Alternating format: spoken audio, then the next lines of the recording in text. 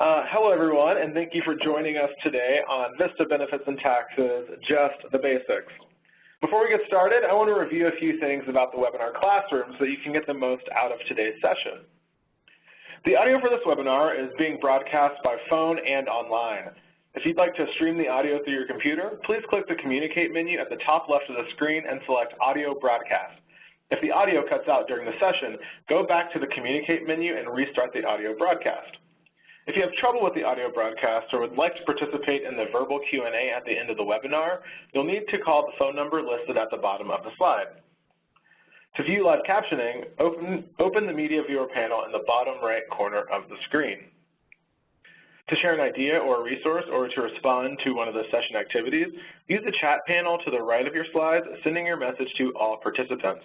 If you don't see the chat panel, click the speech bubble icon in the upper right corner of the screen as illustrated on this slide. Now, you can ask a question at any time during the presentation by typing it into the Q&A panel, which is just below the chat panel. While we may not be able to answer your question right away, we will be monitoring the questions as they come in, and we'll queue them up to be answered near the end of the presentation. When we open a poll, the chat and the Q&A panels will be collapsed. To expand the panel, just click on the triangle next to the name of the panel.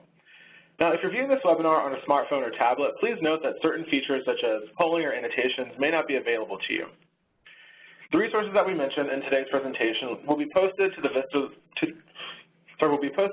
webinars page of the VISTA campus, along with the recording of the webinar about a week from now. You will receive an email once the files are posted, and we'll begin in just a moment.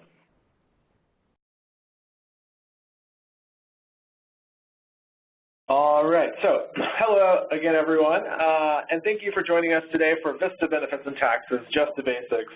I'm Calvin Landrum with the Corporation for National and Community Service in Washington, D.C., and I'll be your host for today's webinar. I'll also be facilitating the live Q&A at the end of the session. Also joining us are Jessica and Indy from our partners at Education Northwest, who have helped prepare today's webinar and will be managing the WebEx technology. Now, you may also see them in the chat and the Q&A to help address questions and to kind of help you out with some technical stuff. So if you see them in there, that's who they are. Now, the topic of taxes is always a hot button issue with VISTAs, and for good reason. They're important and more than a little complicated. Now, everyone has to pay taxes, including me, and it's important to know and it's important to know how they work so that you don't get tangled up with the IRS because those guys are no fun.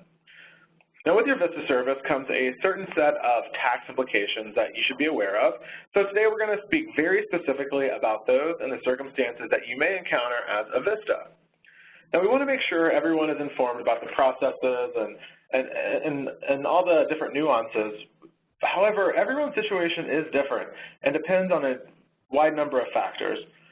Now, because of this, we're not able to give situation-specific tax advice because we are not tax advisors or experts, nor do we claim to be.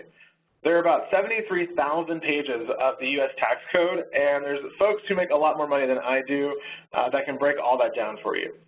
What we can do in this webinar, however, is give you resources to find the answers to your questions, give you the factual basics of taxes, and let you know how your VISTA benefits could impact you when whatever tax time rolls around. So that being said, let's meet our co-host for today's session. Well, again, let me introduce myself one more time. I'm Calvin Landrum, a training coordinator here at AmeriCorps VISTA. I served 2 terms at AmeriCorps NCCC before joining CNCS 3 years ago. Again, definitely not a tax expert, but I am resourceful, and I love sharing the things that I know and information that I've researched. Joining me today is Taryn Vanaski, a program officer with the Pennsylvania State Office and a tax assistance volunteer. Thank you so much for hosting with me today. Can you let the VISTAs out there know a little bit more about yourself? Thanks, Calvin. Hi, everyone. I am a proud AmeriCorps NCCC and VISTA alum, and I've worked with CNCS for 11 years now. During my 2nd term of NCCC, my team served with the Center for Economic Progress in Chicago, Illinois, and we were taught how to prepare taxes through the Volunteer Income Tax Assistance Program, or VITA. It was a real eye-opening experience for me and my team, as I think none of us had ever prepared our own taxes, let alone for others. We were able to help low-income taxpayers get connected to credits that really made an impact on their total refund. Many were just really overjoyed that they could pay off some bills with the extra money or put it towards savings. VITA was a great hands-on experience for me, and I loved it so much that I've enjoyed recertifying each tax season as a VITA volunteer since then. Again, I'm not a tax expert by any means, but I do love to work with the VITA program, and so I'm hoping today's webinar helps you to understand the basics as well as where to look for help or further resources. Wonderful. Thank you so much for joining us, Taryn. It's my hope that between the two of us, we can either answer all of your questions or send you in the right direction. So don't get too mad at us if we point you somewhere else. So in order to get us started, we want to know up front, how comfortable are you doing your taxes? Using the annotation tools on the upper left of your screen, click the one that looks like an arrow on the far left and use it to point to the answer that best describes your feeling about doing taxes. We want to know if you had to do your taxes today, how comfortable would you be? Do you feel like you know how your VISTA benefits affect your taxes? Do you know where you find your tax forms? Do you know where to go if you have questions? You can answer with one of the options listed. And it looks like we've got a lot of folks saying that, I could probably do it, not too confident. We have more than a few people saying, I don't even know where to begin. Hopefully we can shift everyone, up to at least the top row. I want people to know what they're doing, they feel confident. Looks like Devin Daniel, he knows what he's doing. Ariana Miller, she's got this down, just joining for some FYI maybe. Wonderful. So it looks like, so we're going to do this again towards the end, and we're going to see, how much we can progress throughout this. So thanks for all those responses. This is really good to know, where we're starting out at. So let's take a look at our agenda. So again, today we're going to cover tax basics, like what's the difference between a W-2 and a W-4? What is a 1099 miscellaneous form? How to roughly estimate your taxable income? If you already know this information, please keep in mind that there was a time when you didn't, so bear with us, and those who are receiving some of this information for the first time, if you feel like this is like really, really basic, the title of our webinar is just the basics, so that's what you're getting yourself into. We will get into the juicy stuff next when we move on to talk about VISTA benefits that have tax implications, things like the education award, the end-of-service stipend, and the student loan interest payment. Finally, we're going to close with resources to help you file your taxes, find additional information, and tips to hopefully make your life a little easier. So, Taryn, let's get us started. All right. So I can't reiterate enough that we're starting with the basics. Probably don't need to go too in-depth into these, but I want you to be familiar with some terms and concepts that we're going to use later. So first, let's talk about the general tax timeline. The general timeline for taxes is fairly simple. A tax year starts on January 1st and it ends on December 31st. This means you're going to be taxed on all the income you received from January 1st through December 31st. For VISTA, this includes your living allowance, as well as any other income you had during the year, such as a second job, or if you had a job prior to starting service.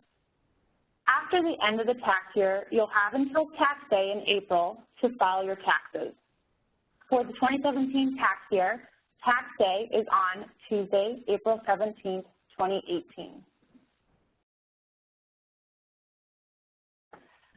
Next, let's walk through the three basic stages of filing income taxes.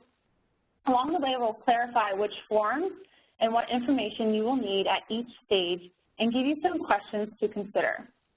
The process of filing starts when you begin a new job or have a new source of income. So let's just imagine that you just started a new job. One of the first things that you will do is provide your employer with some important tax information. You provide a new employer with your tax information by filling out a W-4 form when you start employment. The purpose of the W-4 is to indicate to your employer how much federal income tax they should withhold from your pay each pay period. This is sometimes referred to as withholding or withholding allowances. You all filled out a W-4 when you started your VISTA service, and I'm sure many of you have experienced filling out one of those for other jobs. It sometimes is a confusing form, especially when you review the worksheet to help you figure out what your withholding should be. You probably ask yourself, how much should I withhold, or what does it mean if I put a 0 or a 1? So let's explore the W-4 form a little bit more and withholding allowances. One question that we get a lot at in GSO is, how many allowances should I claim? Well, we can't tell you what to put down, but in general, the more withholding allowances you claim, the less income tax your employer withholds. The fewer allowances that you put on the W-4, the more they withhold of your tax. So again, if you put more withholding allowances, less income tax, fewer allowances, more income tax. The IRS has additional information, including a withholdings calculator, that can help you when determining what you should claim. And I see that link that is in the chat for you. You've already filled out your W-4 before beginning service, but it's important to note that you can change your W-4 at any time throughout the year. You may want to do this if you have a child during your year, if you have a second job, get married or divorced, or if your spouse gets or changes jobs. If you get paid directly from CMCS, you can access your W-4 through your My AmeriCorps account, and you can update your elections as needed. If you're paid directly from the project, I'd ask your supervisor about the process for updating your paperwork just to make sure that you do it properly. Cool. So the next step is to gather your tax statements, and this is going to come every year in January. Now, this is when those various tax statements for the previous year are released. So let's time travel to February 2018, which, if you can believe it, is only 3 months away. And you're now ready to begin gathering your tax statements and preparing for your taxes. So let's take a look at what we need to collect.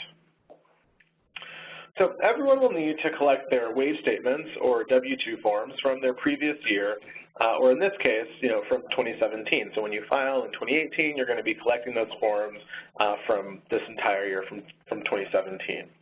You'll need to collect one from every employer that you had during the tax year. Now, depending on your employer, sometimes the income you earned will appear on a 1099 miscellaneous form. Now, it's important to wait to file your taxes until you've received all of the expected tax statements first. So something to consider is, what income did I receive in 2017, and do I have a tax statement to show for it? Now, most of you will receive a W-2 for each job that you had in 2017, such as VISTA, but you might receive other important tax statements, again, such as a 1099 miscellaneous that need to be filed. So let's look at those sort of common tax forms. Now, every employer is required to file a W-2 form for each of their employees. This document serves as a record of your wages earned and what was withheld throughout the course of your employment. Now, if you're paid by VISTA, we will generate your W-2 by January 31st, and you'll have access to this document on your My AmeriCorps account. We'll also mail you a hard copy, so this is where it gets really important that your address is kept up to date in the My AmeriCorps system. If you're in service, your W-2 is going to be mailed to your site address, and if you are out of service, it will be mailed to your permanent address. But regardless of where it's mailed, you'll always have access to it in your My AmeriCorps account. And I see that's a question from Emilia McRae. She says, if I change my address, my previous employers mail me the form. You may need to call them and tell them, but you'll always have access in your My AmeriCorps account. Now, if the time for forms comes around and you check your My AmeriCorps account and you don't see your W-2, so you look and it's not there, there's a very good chance that you are paid directly from your project, which means that they handle your payroll, so you'll need to get your W-2 from them. Another way to check if you're paid by VISTA or by your project is to take a look at the Living Allowance tab on your My AmeriCorps account. If you don't have any pay statements, it means you're paid by your project. Now, if you had multiple jobs this year, you should receive a W-2 for each position that you held. So another form that you may encounter is the 1099 miscellaneous form. This form is used to report to the IRS miscellaneous income, such as if you're self-employed and provide services to a business where you really wouldn't be considered an employee, or if you opened a bank account and maybe received a prize or some sort of like award incentive. Now, as you can see on the form, there are several non-wage categories of income listed here, including rents, royalties, and a few others. Now, as a VISTA, this is an important form to be aware of. While your living allowance income is reported on a W-2, any use of your education award is considered miscellaneous income. Education award payments, as well as accrued interest payments made by the National Service Trust that total $600 or more for the year will generate a 1099 miscellaneous form. So you'll get one of these forms if the total of your education award payments and your interest payments were $600 or more. And as you can see on the screen is an example of a former AmeriCorps member who used $1,255 of their education award. So this form was generated for them. This is also going to be available to you in your My AmeriCorps account starting in February. Now, if you received payments less than $600, you still have to claim that income even though you don't receive this form. We'll spend more time talking about the education award later in the presentation, but for now, just be aware that there are at least two possible types of income statements that you may need to collect to file taxes. And from this, that's going to be your W-2 and a 1099. So, in addition to this, there are other forms that you may need to gather, just sort of depending on your personal situation. So, there's tuition statements, a 1098-T. If you paid any school tuition during the year, you'll need to get your 1098-T form or tuition statement form from your institution. Now, often this is made available to you from an online student account or it's mailed to your home. The information on this form will help you determine if your tuition payments qualify for a tax credit or deduction. There's a student loan interest form. It's a 1098-E.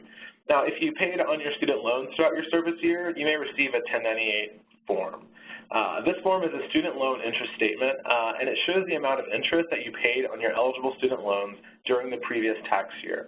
Now, you may be eligible to deduct the interest paid on your tax return, which could reduce your taxable income. Now, a lot of lenders only send you a paper copy of this form if you paid $600 or more in interest, so be sure to check with your lender so they can tell you exactly how much you paid in 2017. If you paid like $598, they may not send you the form, but you still have to claim that, and it may be advantageous for you to do so. Healthcare coverage statements. Now, when filing your taxes, you need to indicate whether or not you had health coverage. If you had coverage for all or part of the year, you should receive a tax statement indicating so. Now, this could be a 1095-A, B, or C, and the type depends on where you obtained your coverage. If you received unemployment compensation, you'll receive a 1099-G. And finally, you may receive a 1099 INT, which stands for interest, and this is a statement that reports payments made to you as interest. Now, commonly, this could be interest on a savings account, and that would be sent to you by your bank. So if you have a savings account that is like collecting buku amounts of interest, you could receive one of these. So these are a few of the most common forms. Though you may encounter others as your financial portfolio becomes a little more complicated and your situation, grows. Maybe you start having children, or you get married, or get divorced, and things get a little trickier. There may be additional tax statements, but these are some that we found that VISTAs kind of run into most frequently. So the important thing about all this is to be aware of your money and where it's located. So when I was in college, my taxes were really simple. I had one job and a very small savings account, and the only thing that I needed to worry about was like one W-2 every year. And now that I have, a job with like benefits, I have to deal with interest payment forms, student loan payment forms, health care, and all the other things. So Now that we know which statements and forms to look out for, let's take a look at the next phase in the process. Excellent. So you've gathered all your statements and are ready to file your taxes. Again, the tax day deadline each year is in April, and you probably heard April 15th since it's a standard. However, the 2017 taxes get 2 extra days, and you need to file them by Tuesday, April 17th, 2018, thanks to April 15th falling on a Sunday and April 16th being a holiday in Washington, D.C. But have no fear, in 2019 it returns to April 15th. And when it comes to calculating taxes, we have a graduated income tax system. This means the amount or rate you pay in income taxes increases as you earn more money. The IRS has divided income levels into several income ranges called tax brackets, and tax rates are assigned to each bracket. Here are the current first 3 tax brackets for an individual taxpayer, and you can visit all the tax bracket tables and more information on the IRS website, or we provided a link in the chat to an easier-to-read version available at taxfoundation.org. The bracket you're in is determined by your taxable income, or your income after you subtract the exemptions and deductions that you're eligible for. This is the amount that is used to determine your actual taxes due. So exemptions and deductions can reduce your total income that you're taxed on. All the statements you gathered will help you determine what your income was for the year and then what type of deductions you might be eligible for. So how do you process your return? The 1040 is the form used by U.S. taxpayers to file their annual income tax return. There's 3 different versions of this form. There's a 1040, 1040A, 1040EZ, based on the complexity of your taxes. But for the majority of you, a 1040EZ form should do the trick, especially if you do not have any dependents. In addition to the 1040 form, you may need to complete other forms, often called schedules or worksheets, in order to report income or claim credit. When you're ready to process your return, there are several options. If you use a software program like TurboTax, the questions that they ask when you begin the process are to determine which tax forms you should file. If you made under a certain income, you can file electronically for free. The IRS recommends using some tax prep software, or you can use their fillable forms to file electronically. If you do prefer to do your taxes on paper, you're able to file your return manually using the mail addresses found on the IRS website. And a lot of you always like to ponder, will I get a refund? That's a great question. As money is withheld from your paycheck throughout the year, there's a chance that you've been paying the IRS more than what you owe in taxes. You also could have tax credits in excess of what you owed in taxes. Unlike tax exemptions and deductions that reduce your taxable income, tax credits are tax breaks that are subtracted directly from the tax you owe. When either of these 2 situations happen, you should receive a tax refund. The amount of your refund is found as you are going through the process of filing your taxes. If you ever use a software program such as TurboTax, you would see your tax refund amount update in real time as you fill in the information into the program. Now, there are several tax credits out there that you could qualify for, such as education credits, the child tax credit, or the earned income tax credit.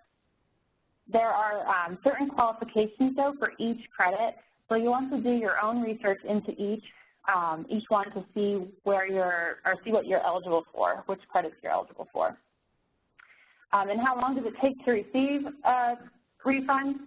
According to the IRS website, the agency is able to issue more than 9 out of 10 refunds within 21 days, so it could take longer if your tax return requires additional review. There's a handy site that allows you to check your refund status, and I think we're going to put that link in the chat, but it's on the IRS website. Just be aware that if you do owe the IRS any money, your refund could be used to cover that cost. So there are some common mistakes I just wanted to point out when you are filing your tax return. So it's important to ensure that you have all the proper documents and take your time when you're filing your taxes. Some of these common mistakes are listed on the screen. Data entry mistakes, whether it's with your Social Security number or your name. Make sure that you use the full name as printed on your Social Security card to avoid processing delays. Sometimes if you use an incorrect filing status or you miscalculate credits or deductions, you can avoid this by using a certified tax preparer or tax software to help you eliminate those types of errors. If you're due a refund, direct deposit is the fastest way to receive it, but don't delay it by having it go into the wrong account. You cannot enter a debit card number, so make sure it's a bank account with the correct bank routing number. And really importantly, when you're ready to file your taxes, make sure that you have all the tax statements in your hands or access to the form on your phone or computer. If you receive a tax statement after you have already filed your taxes, you'll likely need to amend your return, which can change your taxable income and affect your refund. Well, thank you. So now we are going to transition over to talking about your VISTA benefits and their tax implications. I saw a lot of people said that this is what they were curious about, in the sort of pre-question. So hopefully we can answer some of those questions. All right. So the first one we're going to take a look at is relocation. Now, if you relocated for service, you may be eligible to deduct your moving expenses, granted you meet the three requirements set forth by the IRS in Publication 521. The rules and conditions are long and a little complicated, but if you're interested in learning more, we're going to paste a link in the chat. So there's going to be a link so you can check out if you can deduct your moving expenses.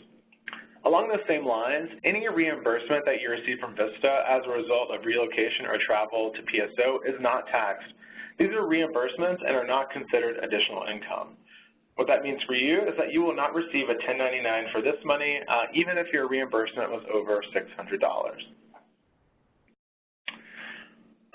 Now, the most straightforward VISTA benefit as it relates to taxes is your living allowance. Now, federal taxes are withheld from your pay, but state and local taxes are not.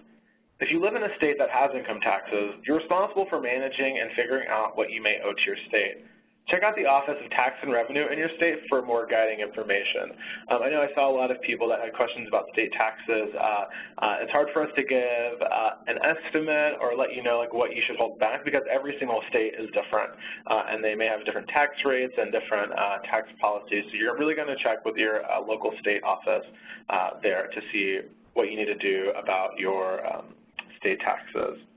There's a tool on smartasset.com, which Indy just posted into the chat, that can help you estimate your state tax burden, but be aware that this is not a one-stop shop.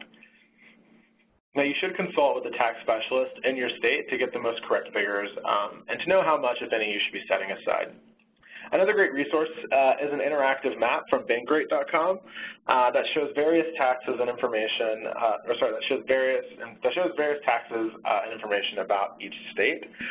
And Indy also posted that. Thanks, Indy. She's on it. Now, a lot of folks who relocate for service have the question of which state do I pay my state taxes to? And I saw that a couple of times in the chat. Some people said, hey, I relocated, my site is in a different place than my permanent address. So the general rule around state taxes is that you pay taxes on your income to the state where the income was earned. So if you move from Florida to California and you earn the income in California, and generally you would pay the state taxes of California because that is where you were when you earned that income. There are exceptions to this rule, so it's best that you, again, do some research and reach out to a tax professional. So, healthcare.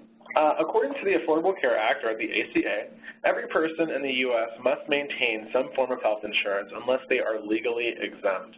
If you do not have qualifying health insurance and do not qualify for any exemptions, you may have to pay what's called an individual shared responsibility payment, or as commonly referred to, a tax payment, or sorry, a tax penalty. So please note, VISTA health benefits are not insurance. The benefits that we provide do not count as insurance, so you'll need to provide proof of health insurance through the marketplace, through Medicaid, Medicare, through a spouse or a parent. You can claim exemption, or you'll be subject to the shared responsibility payment. Now, the payment is assessed when you file your tax return, so look into your situation and know what you need to provide to verify coverage or exemption.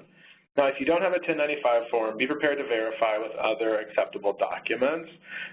So, again, to reiterate, the VISTA health benefits are not health insurance, so you have to have some other form of health insurance unless you're legally exempt. So you won't get a 1095 from VISTA. All right, so where we are, let's see, end-of-service stipend. So if you opted for the end-of-service stipend as opposed to the education award, that amount will be taxed in the year that it's received. So, for example, if you end your service next year in 2018 and receive an end-of-service stipend, it would be added to your 2018 taxable income. Now, you won't receive a 1099 for this because it's dispersed with your living allowance as additional funds. So if you're looking for an additional tax document for your stipend, you won't get one because it's just wrapped into your living allowance as like additional funds. You'll see it broken out on your W-2, but you won't receive an additional 1099 form for that. So let's see. The education award. The education award, oh, that's Taryn. Taryn, take it away on the education award.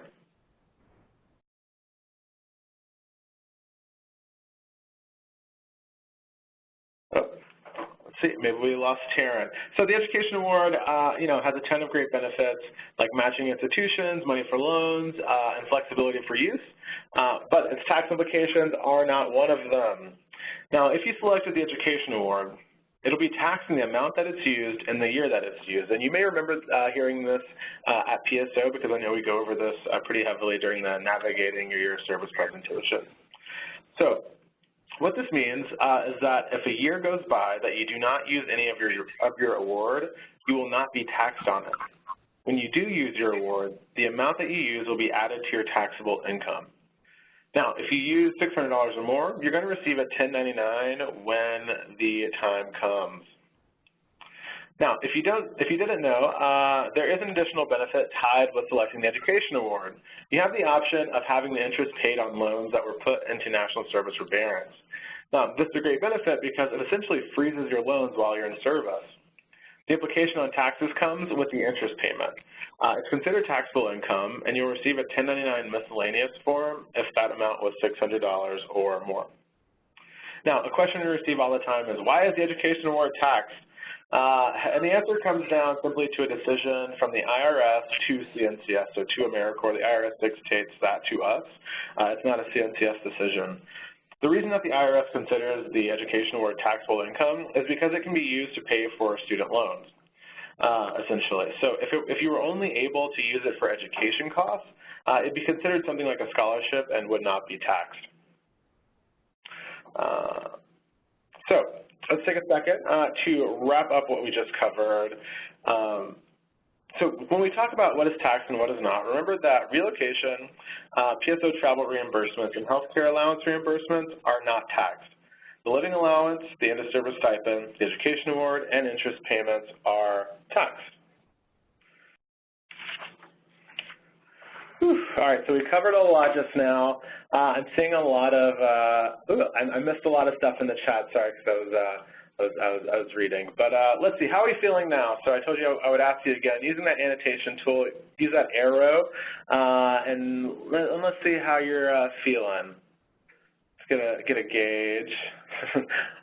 Are you feeling prepared, totally confused? Hopefully not. Some people just say, I'll just ask them, oh, no one's totally confused. That's excellent. maybe, let's see, Aiden, totally confused, Chang, okay. All right, so we're getting, I feel like I'm getting somewhere. This is great. I have some questions, but this makes sense. So prepared to start my taxes. Good. So this is an update, and I do want to mention one more thing that's sort of unrelated, but I keep seeing it pop up in the chat box. A lot of talk about SNAP benefits. SNAP benefits are not what we're covering on this webinar. This is just about taxes. SNAP benefits are not taxed. They're not added to your taxable income, but that's I think all that we're going to address on our end on SNAP, just because that is for a different time. So thank you. All right, Taryn, you're going to take us away on tax liability. Yeah, can you hear me now? We can hear you now. Oh, great. Sorry, I don't know what happened to my phone. But yeah, let's take a second to consider tax liability. We understand that some of you would like a specific estimate for your tax liability when using the education award, making interest payments, or receiving an end-of-service stipend. Unfortunately, it's not possible to give a standard universal estimate. It's because your tax liability depends on several personal and situational factors. What we can show you is a list of those primary factors that impact tax liability so you can make your own estimate. So tax liability is always tied to your income during a given year. As we mentioned earlier, certain VISTA benefits are taxed and will be included as income in the year you use or receive them. If you want to estimate how these benefits impact your tax liability, you'll want to consider the 5 factors listed here. You want to look at your total annual income during the year, plus the amount of the award you used, the amount of any interest payment you received, or the amount of stipend that you earned, as well as any tax credits or deductions which would reduce your taxable income. And you have to take into consideration the federal tax rate as well as the tax rate of the state that you earn the income in. So your total annual income plus the amount of your taxable VISTA benefit, along with any tax credits and deductions based on your personal circumstances, gets you to your total taxable income. That amount that gets taxed at both the federal tax rate and the state rate of where you earn the income in. They're just the most basic factors when looking at your tax liability, but as you can see, there are many unknown variables going on. So we're going to take a look at how this might play out in some hypothetical situations. All right. So let's start with a hypothetical VISTA who just finished service in the summer of 2017. Let's say the VISTA had $12,500 of income for 2017. In the first version of this scenario, let's say they also used $500 of their Ed Award and received a $1,000 interest payment on their loans that were in forbearance. Both of those benefits are counted as income. So they've been added to the taxable income for 2017. Now let's say that this hypothetical VISTA was eligible for $8,000 worth of credits and deductions. Their taxable income comes to $6,000 for 2017. Based on this information, or based on this income, their federal tax rate is 10%. You can find this out by looking at the taxpayer threshold chart to find out which tax bracket your income falls in. And just to take another look at that tax bracket, remember that for tax brackets, here's the current first 3 tax brackets for any individual taxpayer. As you can see from this chart, the VISTA in this example had a taxable income of $6,000. So they fit within that 10% tax bracket. We're going to take another look at a scenario for a VISTA who used all of their education awards instead of just a portion. All right, so here we have the same income and deductions, so the $12,500 for the income, and then the VISTA this time used their entire education award, which added $5,815 to their income for the year.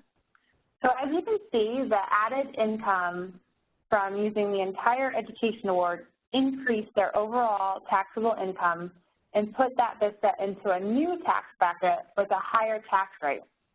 Again, this is just a hypothetical example, but you can see how important it is to be aware of how much education award you're using and the amount of your interest payment relative to other income in a given year. So let's see another scenario, what it might look like after a few years with a different income level. All right. So it's been a few years, 5 years after service, and this VISTA is now making $45,000 at a job where they are still paying taxes throughout the year. They then decide to use their entire education award that year, the full $5,815, which is added to their taxable income for that year. Now their total income is $50,815, and after subtracting credits and deductions, you can see that their taxable income of $42,815 has brought the VISTA into a higher tax bracket than in the example on the right where they didn't use any of their educational award. So let's look at one more example to see how this might look for a VISTA that elected to receive the end of service stipend. Okay. So for this scenario, the member is going to end service in December of 2017. They opted for the end of service stipend, which is paid out with the last 2 living allowances. That's the $1,500. This means that the stipend will be added to their income from 2017 because that is the year that it was earned. Because this member was a VISTA all year, they didn't make a lot of money, so the additional income of $1,500 does not make a big difference in their taxable income, and it keeps them at the lower tax bracket. We just wanted to show you these different scenarios to demonstrate that every person has a different situation, and we cannot give individual tax advice. Your own personal circumstances will determine your use of the education award, and you will have to make some informed decisions like when and what amounts of your education award you should use and what that means for you. Thank you so much, Taryn. All right, so now it is quiz time. We're going to do, as we approach our final question and answer, where I promise we're going to get to all of your questions. Again, one more time, if you do have questions, put them in the Q&A box because they're a lot easier to answer. I can find them. It's really hard to find them if you're putting your questions into the chat box because they just kind of go away and we have to scroll and all that. So if you want your question answered, please put it in the Q&A box and we're going to get there very soon.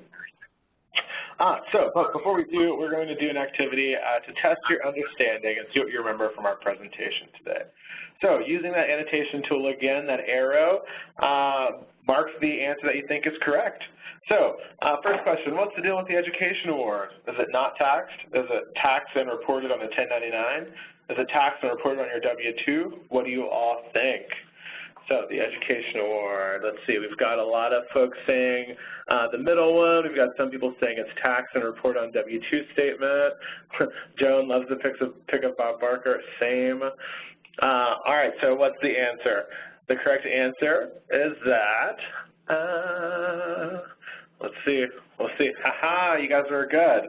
The correct answer is that it is taxed and it's reported on a 1099 miscellaneous form. And that is with the caveat that if it is above $600, you're going to get that form. If it's below $600, you won't receive the form, but you still have to claim that. The W-2 will only reflect your living allowance and the end-of-service stipend if you opted to receive that. So, next question.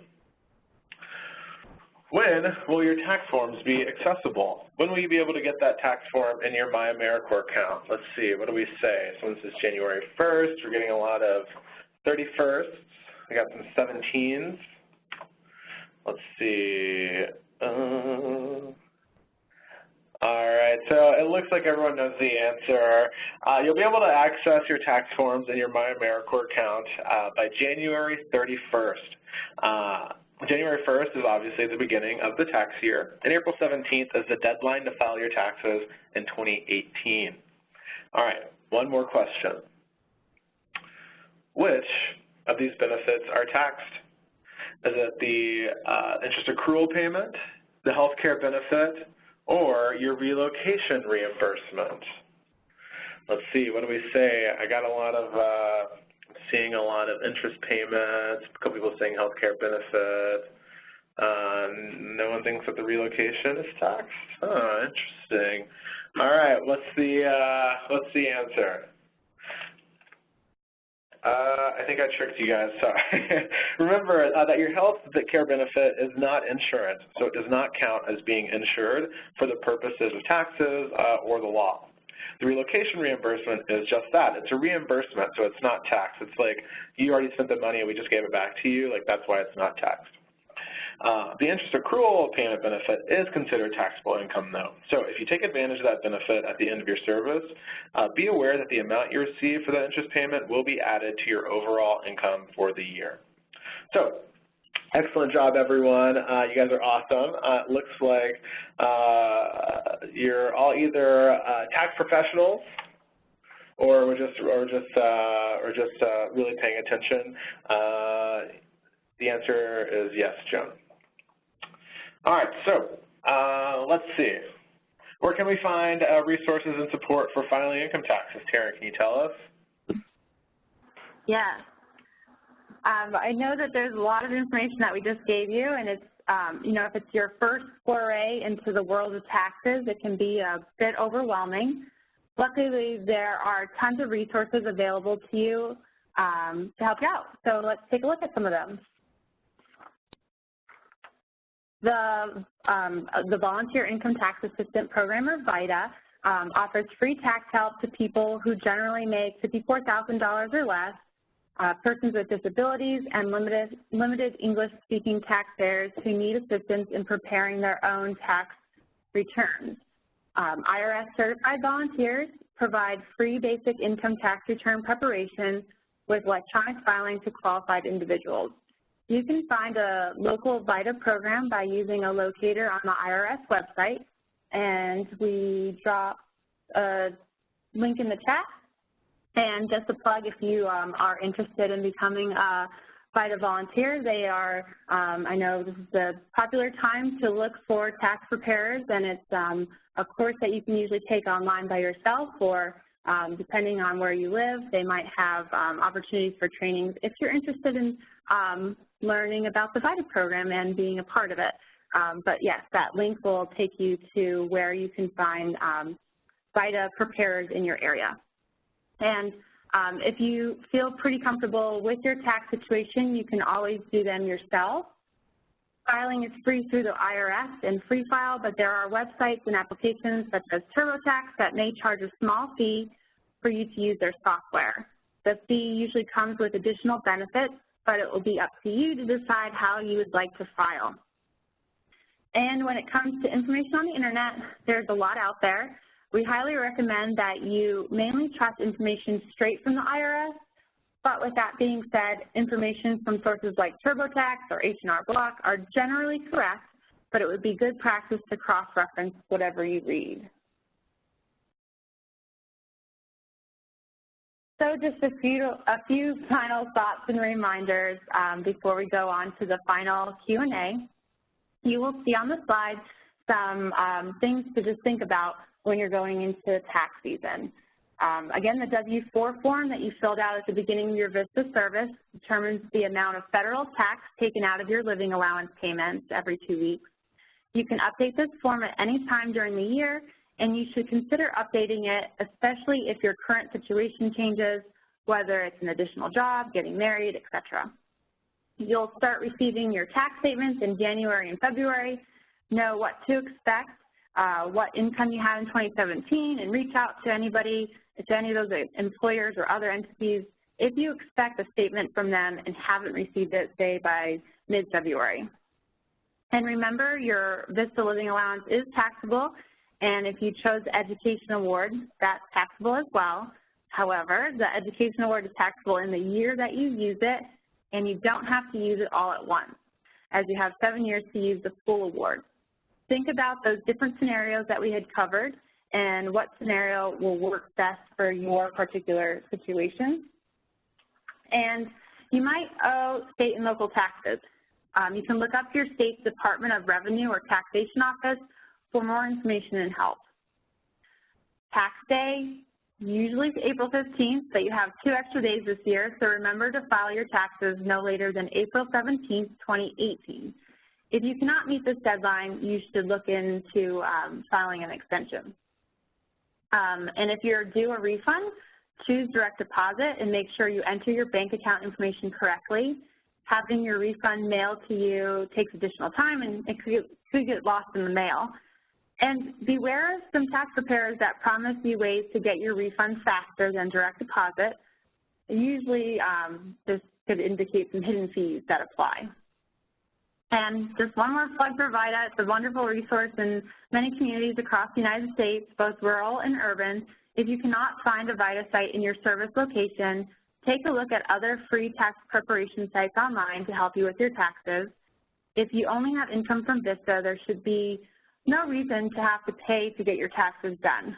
Just look at the resources we've provided to you, try to reach out to the IRS with questions that you might have, and just make sure that you use trustworthy sites to file your taxes. Ooh, thank you, Tara. That was a lot of information I know that we just threw at you. So we're about to get to the final Q&A. Before we do, just a reminder that our evaluation will be popping up soon. It's like a poll. It'll be up throughout the remainder of the presentation. We really would like to know what you thought about this presentation to help us improve it in the future. This is the first time that VISTA has done a webinar on taxes, so please don't be too hard on me. No, just kidding. Go in if you need to. But let us know what you thought. We really want to make sure that we're getting you the information that you need. Just based on the chat and the Q&A, I can tell that there's some things that maybe we need to elaborate on more and things that we need to come back to in future iterations of this. So again, that's going to be there. I read every single comment that you guys put, and every single thing I go over it and try to make this the best that we can. So please take a moment to fill that out if you wouldn't mind. So let's, now we're going to go to Q&A. I'm going to ask our operator to let you know how to ask questions over the phone. Operator? Sure. If you'd like to ask a question at this time, please press *1 and record your first and last name clearly when prompted. Your name is required to introduce your question. Once again, if you have a question or a comment, please press *1. All right, thank you so much. All right, so there's a lot of questions in here, so you guys bear with myself and bear with Taryn as we bounce back and forth probably and answer these questions and try to use our collective knowledge to get these done. So let's get started. And then we'll check back in on the phone also, so if you call in, we'll check back in with you to see if you're there on the line. So Brett says, Brett Kramer, are VISTAs expected to pay state taxes in their host site state if their host site is not in the same state as their permanent address? And yes, that's that sort of general rule that we were talking about where, generally speaking, you owe state taxes to the state where you earn the income regardless of your permanent address or address of residency. It's wherever you earned it because, I can be a Texas resident and I can work in Idaho for a summer. I would pay those state taxes to Idaho because I was earning that income while I was in Idaho. All right. Let's see, Dante Wiley says, because we are AmeriCorps volunteers, can we get back the full value of what our volunteer hours actually accumulate? I was told volunteer hours were $22.14. Dante, I'd love to be able to give you $22.14 an hour, but unfortunately I cannot do that. Sorry. If there's more to that question, please put it in the Q&A, because I don't really know what's deeper than that. Elizabeth Lovett, if you're not a resident of the state you serve in, do you file taxes in the state where you're resident? Again, it's going to be the place where you earn the income. Let's see, Heather says, I need all of my stipend to live on. Therefore, I have chosen to be exempt for the year and pay later. What do you think I'll owe in taxes because of my choice to remain exempt? it meant earning about 45 more per pay period, which for us is huge. I fully understand the want to do that. I personally don't think it's a great idea because you don't get to choose for yourself. If you're exempt, you have to fall into certain categories, and because taxes aren't coming out of your living allowance, once tax time rolls around, they're going to come to collect on every bit that wasn't paid in, which could be a lot of money. If you think, even if it's $30 a pay period or $45 a pay period, add that up over the course of the entire year, and you've got a pretty sizable chunk of change that you're going to have to owe eventually. While it is really nice to have that money immediately, it generally is going to come back. It's going to come back around, and it may put you in a bind. It may. And Caitlin says, and it sucks to owe the IRS, believe me. All right, Jessica, do you need to report IMG health allowance on taxes? So that's a good question that a few people asked.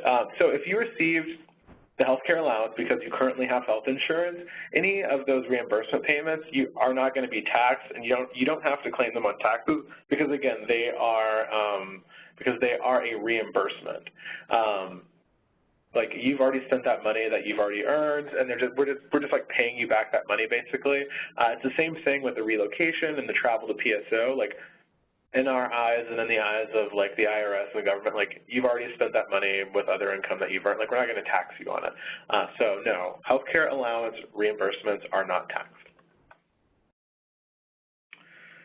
All right, how do you report SNAP benefits, and how does that affect your refund? Again, SNAP benefits are not taxed as income, so they are not added to your taxable income, which means, they're not income. They don't affect your refund or what your withholding. Let's see. Michael says, when filing for Ohio taxes, would we be correct to presume that we will need to pay those taxes out of pocket since they are not deducted from our stipends? That's mostly correct. Again, each state is different. If you live in Texas, you don't have state taxes because they just don't have a state income tax. You're going to need to get with the Ohio Department of Tax and Revenue to say, hey, what will I owe you because it hasn't been deducted all year? Will I owe you anything? This is my income, and they'll be able to kind of work that out with you and give you that information. Let's see. Patrice says, are we able to deduct VISTA-related travel that we are not reimbursed for from our sites? If it's VISTA-related travel and anything that you're doing for your VISTA travel, you should be being reimbursed. That's sort of the agreement that VISTA has with your project. That's a great question, and I'm not sure that I can fully answer that. But you should be being reimbursed for any VISTA or work-related things that your site are asking you to do. If they ask you to go to a conference, you should be being reimbursed for all those expenses.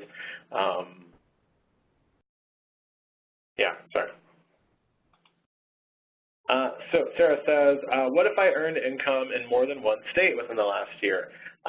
Then you should be, it gets really tricky. So in NCCC, I was sort of based in Iowa, but I lived in Texas, so I didn't owe state taxes in Texas on any income that I earned in the job that I had there, but I did have to pay state taxes to Iowa because that's where I was technically earning my income. So if you earn income in more than one state, you pay taxes on the income that you earned in that state, which is, I know it sounds kind of complicated, but if you earned $5,000 in California, you'd pay whatever California state tax on that $5,000, and then if you got $3,000 in Wyoming, you'd pay the Wyoming tax on that $3,000 because that's where you earned it. Let's see, Kendra, if you haven't used any of the VISTA healthcare benefit money, do you need to do anything with it for taxes? Again, no, that is not, it's not a taxable benefit, so you don't have to do anything with the healthcare benefit. Let's see, Dominique says, how does one earn the interest payment on loans when we are only granted forbearance rather than deferment? So while your loans are in forbearance, they are continually, what's the word I'm looking for? They are, like interest is accruing interest. They're accruing interest even though they're in forbearance. And at the end of your service, once you are done and closed out, you submit what's called an interest payment request, and that's going to be in your My AmeriCorps account. And basically, as long as your loans were in forbearance through us, we pay off the interest that is accrued over the time that they were in forbearance. So if you had your loans in forbearance for 10 months through AmeriCorps, at the end of your service, your forbearance would end, you'd submit that interest payment request, and it would pay the interest that it accrued, putting your loans back where they were whenever you first put them in a forbearance, basically. Let's see. Catlin says, will you be doing a SNAP and Medicaid benefits webinar anytime soon? I saw that question a lot about SNAP. Again, it's that thing where SNAP is very specific to, it's managed at the state and local levels. It's a hard benefit to do an entire presentation on because it's so different in every place.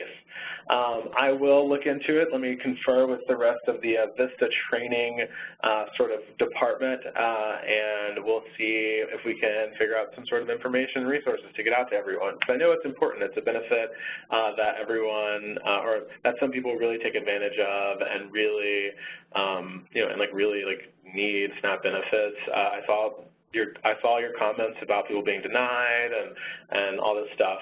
But again, it's a local and state benefit. If they deny you, like VISTA has zero say in SNAP benefits.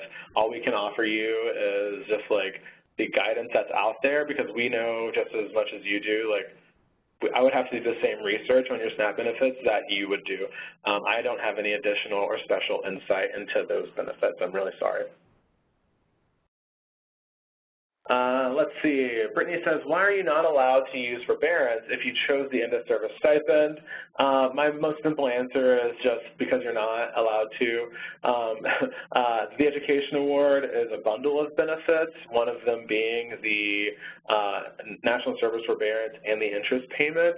The stipend is, like, that is the benefit, is just the stipend. So you kind of, like, you know, when you're kind of deciding those things, when you tell you at PSO, make sure, like, if you don't know, pick the Education Award, all that stuff. That's sort of why. And we really kind of try to push you towards that because it's a bundle of benefits as opposed to just a lump sum of cash.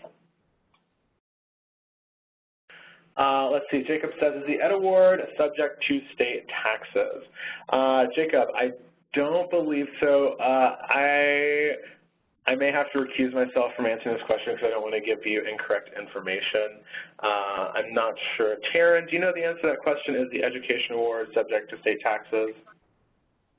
I was just trying to see if I could look it up. I am not 100% certain on that one either. All right. Sorry, Jacob. Let us do some more research. Let's see, Jacob Taylor, I'll write your information down and see if I can find you an answer. While I'm writing this down, do we have anyone on the phone? We do have one person. We have a question from Helen Bisholis. Your line is now open. All right. Hello, Helen. Hi. Thank you guys for putting on such a wonderful presentation on taxes. It's a very confusing topic, so I'm glad you guys did this. My question is, I mean, it's kind of taxes related, kind of not, but when you talked about on myamericorps.gov that our W-2s will be sent to our permanent address, I was wondering, so I have moved to Iowa for college and for, this is my second VISTA year. When should we be changing our permanent address from like our, you know, our home, wherever we're from, to like our new place where we're living? Because I'm living in like a place that I'm renting, so that's not technically my new permanent address either. I was just wondering if you guys had any advice on that. Yeah, that's a really great question. And I think, like, as far as permanent addresses go, because I know, like, I have, like, the same sort of thing. Like, when I was doing AmeriCorps, my permanent address was always, like, wherever my mom lived. Like, that's what I would put down, you know, because that is just, like, the most stable place. And I think, like, you'll know, like, once you have, like, a new permanent address. You know, like, now I live here in D.C., like, this is my permanent address. I don't plan on moving anytime soon. Like, I know that this address is going to be here for a while. And I think it's just, like, once you feel like you're kind of settled into a place, you know, and you're going to be there for a minute, that's when I would change that permanent address. As far as it goes for like your tax forms, so if you're currently in service whenever we release those forms, it's going to get mailed to your site address because like that is hopefully the most accurate address that we have for you. If you're out of service, it's going to be sent to the permanent address, but the good thing is it's always going to be available on your My AmeriCorps account, so you'll like always have access to it no matter where it gets sent. Awesome. Thank you so much. Yeah, of course. All right, so we'll go back to our Q&A. Again, if you have questions, call in and we'll check back in. Let's see. Bianca says, can you use your education award on loans that are not in forbearance? Yes, your loans have to be out of forbearance so that you can use your education award on them. I hope that helps. Let's see. Talked about that one. How do you know if your parents are able to claim you as a dependent? If I say no one can claim me as a dependent on form since I'm financially independent, but my parents claim me as a dependent, what happens? That's a good question, Megan, and I know a lot of people run into this like in college when you're doing your FAFSA things where it's a very lengthy process to be considered independent. I think when you're under 20, 23, 24 maybe. That's a good one. Taryn, do you have anything to say about that one? How do you know if your parents are able to claim you as a dependent? If you are under the age of 24 and a full-time student, they can still claim you. But if you are not a full-time student and over the age of, I forget. But if you are not a full-time student under the age of 20, if you are either under the age of 19 at the end of the year or under age 24 and a full-time student or any age permanently and totally disabled, your parents can claim you. I hope that helps. Right. That's going to be a good one to like read up on also, like and like do some individual research because if you say you're independent, your parents say you're dependent, that's a conflicting thing, and I don't know what happens. Maybe the IRS just blows up. Who knows? No. Oh, I should not say that. Sorry. Please don't quote me on that. You know what I mean. All right. So let's see. Savannah says, can you please elaborate on how the education award will be taxed? It's going towards current education and not student loans. Again, the education award is just taxed in the amount that's used and the year that it's used, no matter sort of like what it's used for. So it doesn't really matter that it's being used for current education or whether it's being used for student loans. All that matters for purposes of taxes is that it's being used in general. So whatever amount you use and the year that you use it, that's when it's going to be added to your taxable income. And Calvin, I just wanted to add that I did see that federal and state taxes could be charged, you know, if you use it, you might have to pay federal and state taxes. It just depends on a lot of circumstances. All right. And guys, as you can see, it's like that's why everything is so complicated. Sometimes it's hard to give like a definitive answer because everything is just circumstantial, like based on your age, based on your income, based on the state you live, based on if you're in school or not, based on if you have children, like everything is circumstantial, so it gets really tricky. Let's see, Ariana Miller, I didn't get the relocation allowance because I was 40 miles from my site. However, I did have to move. Can I still claim this as a deduction? Ariana, I believe the threshold is 50 miles or more. There's 3 criteria that you have to meet whenever relocating for a job. If you Google relocating for job taxes IRS, you're going to find the exact publication. I think it's 521, but it's going to give you that criteria, but I do believe that threshold is 50 miles or more, which is essentially why we have our relocation sort of the threshold set at 50 miles or more, because that is a standard across the government for things. Let's see. What site do you use to complete your taxes? I hope that one got answered. We gave you a whole list of them. You can go to a VITA volunteer. You can use TurboTax. I can't endorse anyone specifically. I can say, me personally, I use TurboTax. I find it's the easiest thing to just get it done. But there's a lot of options out there. All right. So let's see. I'm going to go to the phone. See if, operator, do we have anyone on the line? Yes, we do have another question. Okay. Actually, I apologize. It's no longer in the queue. No further questions at the time. They changed their mind. All right, cool. So let's see. Oh, man, this is tricky. There's a lot of questions in here.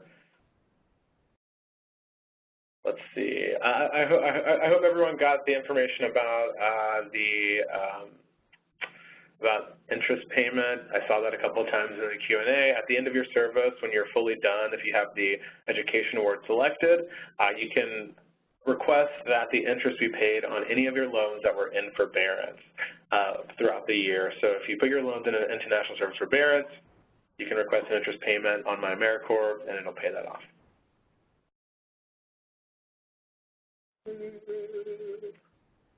Let's see.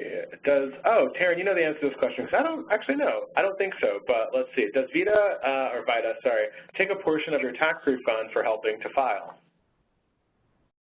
No, it does not. VITA is a free program for people to use based on, what their total income is, but there is no fee involved with filing your taxes with VITA. And it helps any low-income taxpayer, not just VISTA members.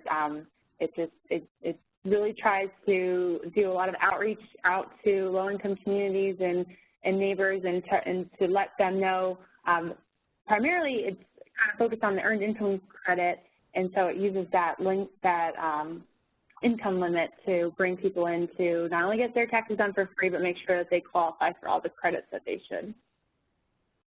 Awesome. Thank you. All right, so I'm not going to go super into this question, but I saw a couple of questions around it because we have a lot of resources on the Education Award. We've done lots of webinars on that one, so I'll go back and watch those and look through all the materials we have. But basically, someone says, how do we use the Education Award after our year of service? Where is the money kept? How do we direct the National Service to credit the money to a specific loan account? We have a webinar titled Managing Your Student Loans, where we go over the exact process of doing that. I like the question, where is the money kept? I think it's just kind of interesting and funny way to say that. We keep it here. We have it it's kind of like it just exists in an account somewhere, and we just have it for you for 7 years until you decide to use it. It's not like there's not like I don't know, like a vault with all the Education Award money in it. Although there may be, who knows? Maybe I think it's more like a virtual vault, All right. Can you pay state taxes in more than one state in a given year? Says Foley. Yes, you can. If you earn income in more than one state in a given year, then you would have to pay state taxes on the income to the state where you earned it. It's tricky. Are there any special tax deductions for AmeriCorps VISTAs? There are not. Let's see. I want to use my Education Award all at once, but I've heard that it's a bad idea tax-wise. How much do you think I'll be taxed?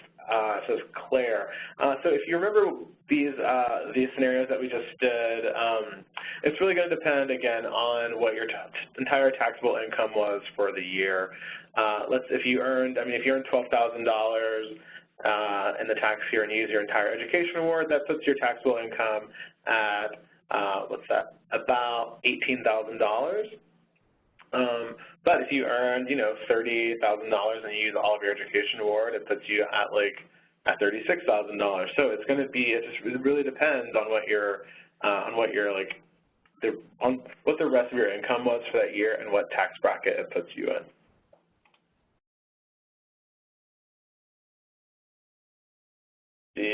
someone says, are there additional steps we need to take to put our education award towards interest payments, or is that automatic when we put our loans into forbearance? I hope that got answered appropriately. If you need to make education award payments, you'll do that through your My AmeriCorps account at the end of your service. If you want that money to go towards, okay, you already got it, already got an answer. Okay, cool, thanks, Miranda. I'm sorry, I'm just like making my way down the list. There's like 93 questions in here. Let's see. If my taxable income is $40,000, which puts me in the 25% tax bracket, does that mean I have to pay the IRS $10,000? Basically, yes, but that's the reason why you do your allowances. And again, like very basically, yes. But that's why you do those allowances so that that $10,000 is coming out each paycheck, and it's not like come February when you file your taxes, you just owe a lump sum of $10,000 because you've been paying that all year, which goes back, if you remember previously, to someone who said, hey, I've been exempt, I'm getting this money. It's sort of that same situation where if they're not paying throughout the year, then they would owe it. So if you said that you were exempt and you're not exempt, and you haven't been paying taxes on that $40,000, then yes, you would owe like, you'd have like a pretty fat lump sum of money that you would owe to the government. Now, $10,000, it may be more or less just depending on various credits, deductions, yada, yada, yada, all that stuff. But in a very basic way, yes, that's what that means. Let's see. Is the education award taxed differently if I use it to pay off past student loans versus paying future tuition payments to a graduate program? Again, the answer is no. It's all that matters is that you use the education award, not what you used it towards.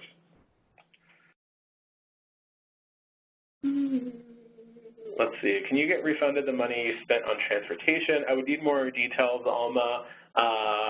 But again, if you're doing any sort of travel for your VISTA project, they should be reimbursing you the way that they would reimburse any other employee at your project. Let's see. If our PSO was in a state other than our host site or permanent address, do we need to worry about that state's taxes, or was that not big enough to have to file anything? That's a good question.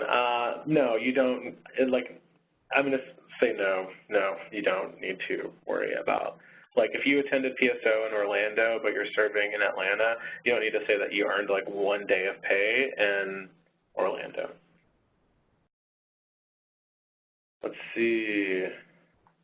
Rent in the Bay is so expensive. Can I request more funds? You can request them.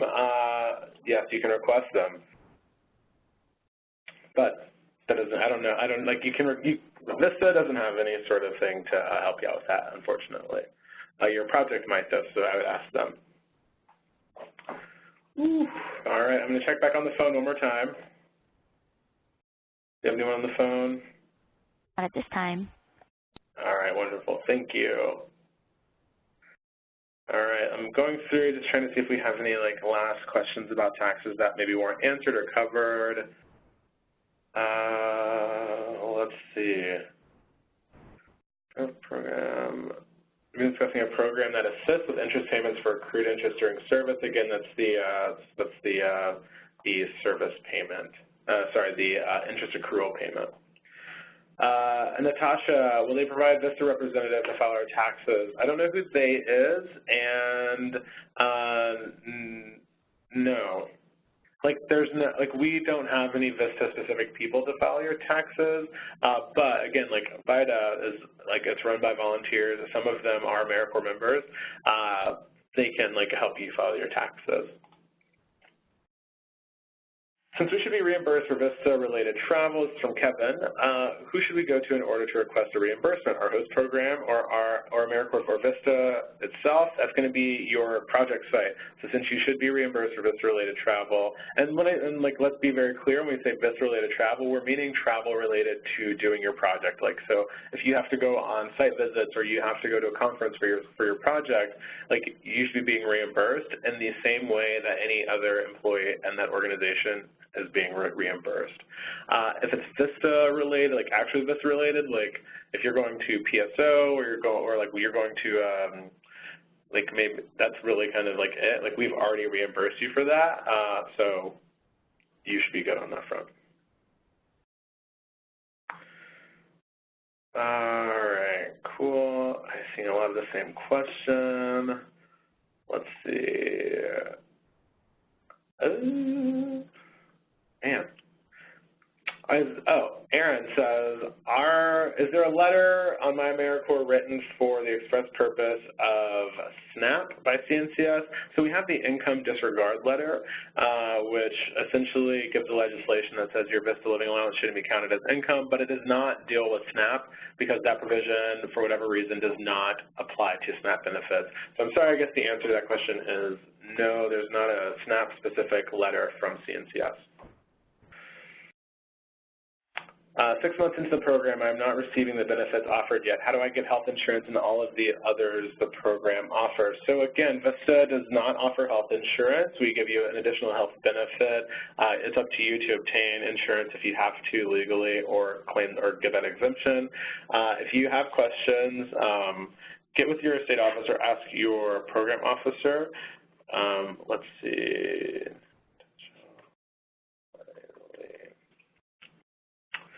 Because I would hope that you have signed up for health benefits 6 months in. Let's see. How do we direct the National Service Trust to credit money to a specific loan amount? We covered that one.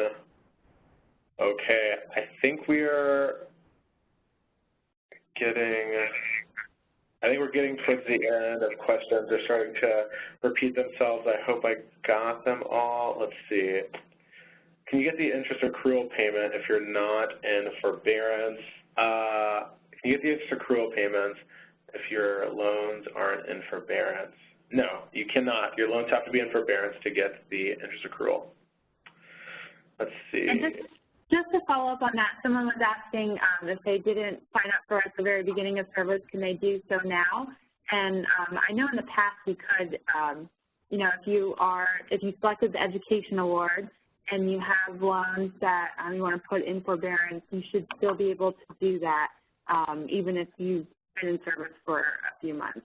You have to get the form through My AmeriCorps and send it off to your student loan holder for approval, but you should still be able to do that even if you've already started service. All right. So that being said, I think there are a couple of questions in here that we weren't able to get to, and I really apologize for that. I'm going to put an email address in the chat that you can email if we weren't able to get to your question. Please again keep in mind, not tax experts. I may have to divert you somewhere else. But again, if your question didn't get answered, you can email vistatrainingsupport@cns.gov.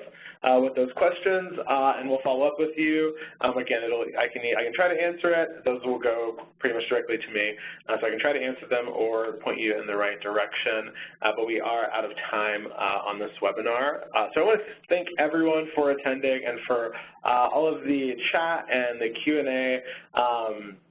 I know sometimes there's this can be a frustrating topic because everyone wants answers to their specific situation, and it's just really hard to give them. But armed with this new knowledge, we know what we need to provide in the future. So thanks everyone again for attending. We hope that you can join us for our next webinar, which is Applying Decision-Making Insights to Strengthen Anti-Poverty Efforts. That's a big title, but a very, very interesting webinar. You can check out the webinars page under the Connect and Learn tab on the VISTA campus to sign up for future webinars. Taryn, thank you so much for joining us today. It's been an absolute pleasure to work on this with you, and I know our members appreciate it also. Again, we hope to see everyone soon. Thank you.